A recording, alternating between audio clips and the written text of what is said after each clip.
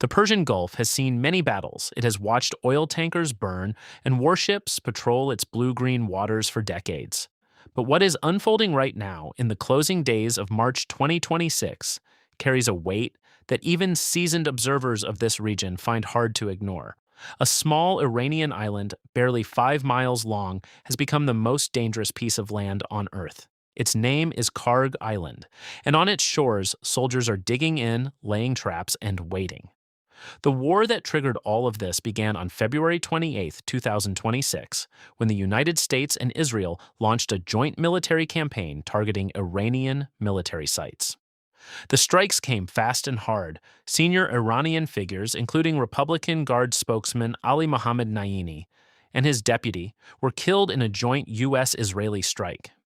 Iran's Air Force, radar systems, and naval command structures took devastating blows. But Iran did not collapse. Instead, it did something that immediately shifted the balance of the entire war. It shut down the Strait of Hormuz.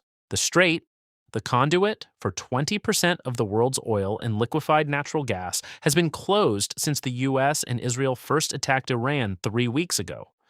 The effect was immediate and severe. Global energy prices surged. Markets trembled. The chokehold was not just military, it was economic. It was a message sent to every government on Earth that Iran, even while being bombed, still held a card that could bring the world's energy supply to its knees. That card is Kharg Island. The island sits in the very northern end of the Persian Gulf, roughly 20 miles off the Iranian mainland. And it is a strategic port and oil export hub that handles up to 90% of Iran's oil exports. The island contains large oil storage facilities connected by pipelines to Iran's largest oil and gas fields, and hosts 3 main energy infrastructure sites, including the Falat Iran Oil Company, which produces 500,000 barrels of crude oil per day. Almost all of Iran's crude production moves through underwater pipelines to this one rock.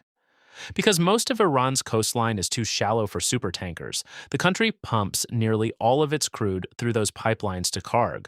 Without Kharg, Iran exports nothing. On March 13th, the U.S. moved against it. U.S. Central Command stated that a large-scale precision strike on Kharg Island targeted more than 90 Iranian military sites and destroyed naval mine storage facilities, missile storage bunkers, and multiple other military sites. Iran said that more than 15 explosions were heard on the island, and an oil ministry official reported that the attacks were enormous and destructive, resulting in nearly 2 hours of nonstop airstrikes and explosions that shook the island. The oil infrastructure was deliberately spared. President Trump said the decision to leave the pipelines and tanks untouched was made out of decency. Though the threat to reverse that decision was left hanging in the air like smoke, the strike was both a warning and a preparation. It was meant to degrade what Iran had built on Kharg. But even as the dust from those bombs was still settling, Iranian commanders were already moving. They were not waiting to see what Washington would decide next. They were getting ready to make any U.S. ground assault as costly as possible.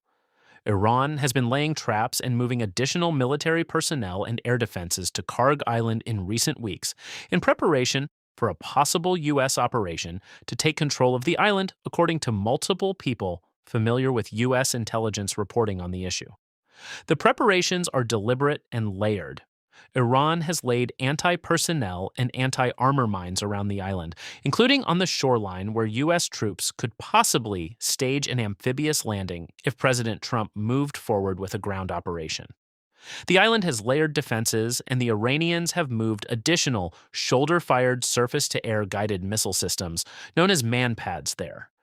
These are weapons that a single soldier can fire from the shoulder, capable of bringing down a helicopter or a low-flying aircraft. They are ideal for exactly the kind of chaotic, close-range combat that an amphibious invasion would produce. According to retired Admiral James Stavridis, previous U.S. strikes have degraded some of Kharg's air and sea defenses, including Hawk surface-to-air missiles and Orlikon anti-aircraft guns. But the Iranians have not stopped. They have adapted. What was destroyed from the air has been replaced by what can be buried in the ground, hidden in the sand, and detonated when soldiers step on it. U.S. Central Command has had near constant and persistent overhead surveillance of the island, so the military has been able to see both physical and environmental changes in areas that appear to have been laid with traps. The Americans are watching. The Iranians know the Americans are watching, and still, they dig. Washington, for its part, is not hiding the conversation about what comes next. The Trump administration is considering plans to occupy or blockade Kharg Island to pressure Iran to reopen the Strait of Hormuz. A source with knowledge of White House thinking was blunt about the timeline and the intent. The plan, as described, was to spend roughly a month weakening Iran further with strikes, take the island, and then use it as leverage for negotiations. A senior administration official said the president would do what was necessary and that no decision had been made yet. The military assets are moving regardless of whether a final order has been signed.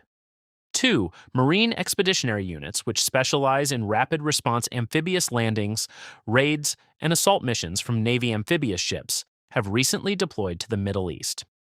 Those units include several thousand Marines, along with amphibious warships, aviation assets, and landing craft. The amphibious assault ship USS III, 850 feet long, essentially a small floating military base capable of carrying F-35 fighter jets, helicopters, and MV-22 Osprey aircraft, is among the vessels moving toward the region. Approximately 1,000 U.S. soldiers with the Army's 82nd Airborne Division are also expecting to deploy to the region in the coming days. The island itself is small. Kharg is roughly a third of the size of Manhattan.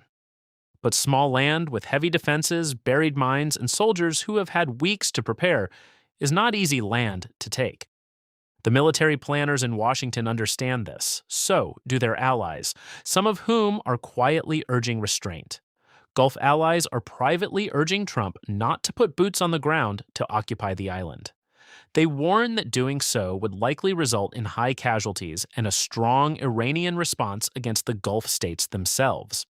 An Israeli source expressed worry that taking control of Kharg would lead to intensified drone attacks and shoulder-fired missile fire against American troops.